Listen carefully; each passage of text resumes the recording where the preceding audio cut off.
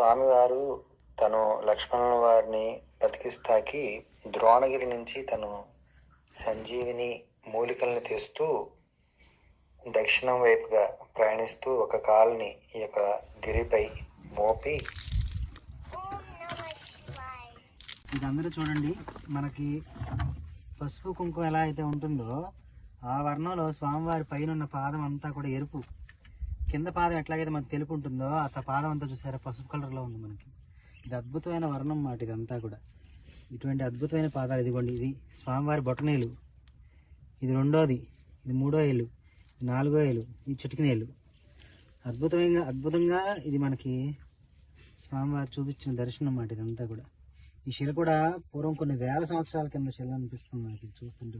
పూర్వభాద్ర నక్షత్రం ఇవాళ అద్భుతంగా పూర్వభాద్ర నక్షత్రం కూడా ఉంది. ఈరోజు హనుమత్ పాదుకుల దర్శనం ఈరోజు చేసుకుంటానికి మాకు అందరికి కూడా మా జన్మం తరించింది.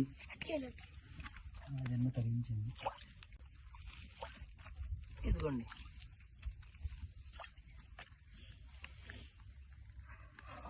హనుమద్రక్షానుగ్రహ ప్రసాద ఫల సిద్ధిరస్తు.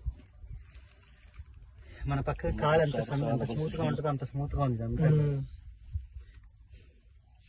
ఇది దక్షిణానికి ఉన్న పాదం అండి. ఇది అంటే దక్షిణ భాగం అంటే మనకి లెఫ్ట్ లెగ్ బాగా ఒత్తి మనం పైకి ఎగురుతాం చూసారా, అట్లా ఉన్న పాదం మాట ఇది.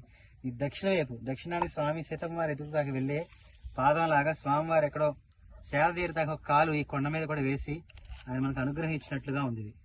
ఇది పడమర దిక్కు, ఇది తూర్పు, ఇది ఉత్తరము, ఇది దక్షిణం. దక్షిణానికి వెళ్తున్నాడు స్వామివారు, దక్షిణానికి వెళ్తూ వేసిన పాదం లాగా అనిపిస్తుంది నాకు. ఇది మాత్రం అద్భుతమే.